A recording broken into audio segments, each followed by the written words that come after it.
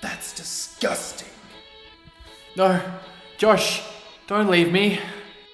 You make me sick. Silent Whisper, the new fragrance by perfume. Because sometimes flatulence happens.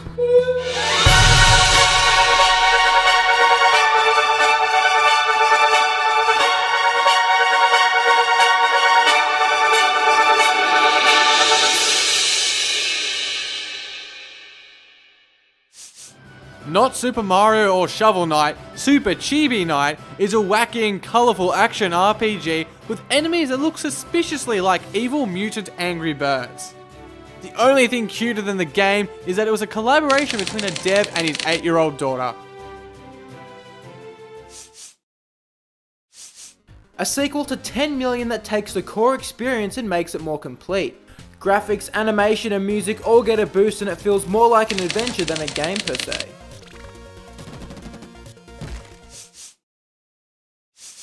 And gathers a crew of the most Top-down view and a talented crew, a variety of tactical approaches and a whole lot of bank heists for you and your poachers. Mastermind this and you've got the master plan. Surprisingly, it's also got a bit of punch in its narrative. Instigated by these maligned few. Air Brawl is a dogfighter, but a really fast one that makes chasing down enemies a thrill. Tight controls also make for some stunning passes through narrow spaces. We can't wait for this one to get out of early access. A 2D pixel fest that could have been made in 1984, Duck Game takes classic action and platformer conventions and throws them into a multiplayer brawler a la Smash Bros. What ensues is absolute madness, which turns out to be more than amusing. In the end, the only thing I saw was a flash, an insufferable burning light, the pain ripping apart my body. I felt it tearing out of my soul. Collide is a horror game that has had a lot made about how it doesn't rely on cheap thrills, such as jump scares. But since it's still a scary game, how exactly does it frighten players? Well, it tries to build up tension. Thanks to some top-notch graphics, the rush and iciness looks beautiful, especially when lit up at night. It's also lonely and very atmospheric. This mixed with some impeccable narration and gripping story would let the game develop an underlying sense of uneasiness. Instead, the story is often cheesy and silly, and falls short of its promise. It's also a shame because it just zaps any intrigue of the game's mystery. With gameplay consisting of pseudo-exploration a la Dear Esther, the game is ultimately left a little bare. Collide is still a valiant and pretty effort, but could have been transfixing with a better story. 20, 15, 14, 9, 7. Tonight you die.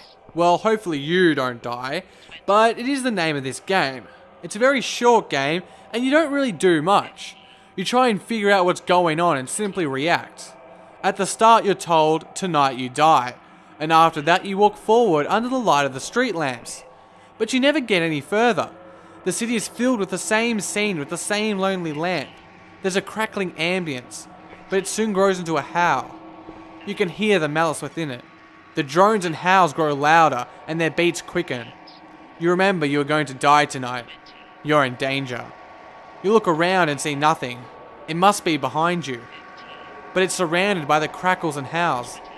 It's closing in. Your feet hitting the concrete, the sound it makes. It is the last of your life, because tonight you die.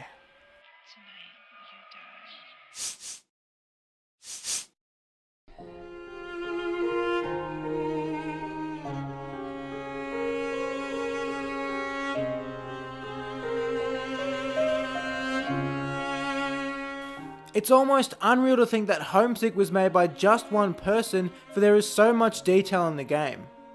In every one of the ashen environments, every aspect of every chair, tile and wall has been given generous attention and whittled out precisely. The story told subtly through exploration functions because of many carefully placed notes and pictures.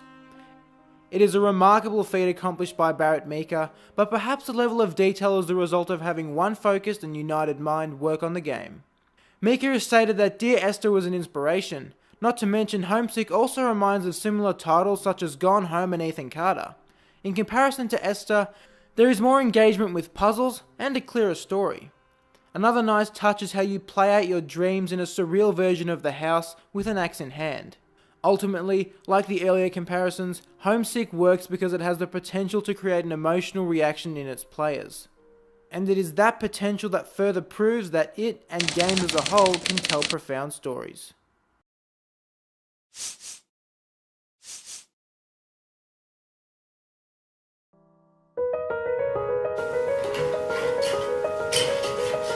This is the third day running you've called me in. As video games are increasingly recognised as a cultural force, they are being mixed with and influenced by other cultural mediums. With games like Beyond Two Souls, or even the aforementioned Dear Esther, we've seen games focus more on story and the lines between film and game blurred. For some, these hybrids have been viewed as an affront to games, but ignoring any positions, we feel Her Story is one of the best examples of using film devices in a game. The game takes place on an investigator's desktop. On it is a series of video recordings of police interviews with a woman after her husband went missing. By searching keywords into the database, videos can be located and watched, and they are all the player has to piece together the mystery.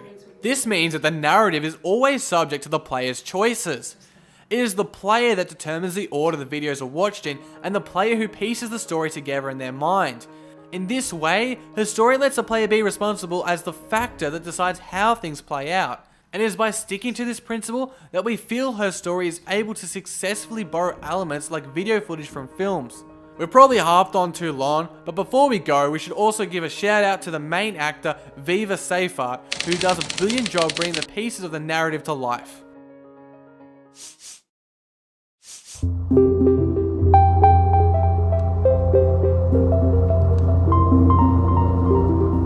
You've probably never heard of it, but our number one game for the month is Dolly.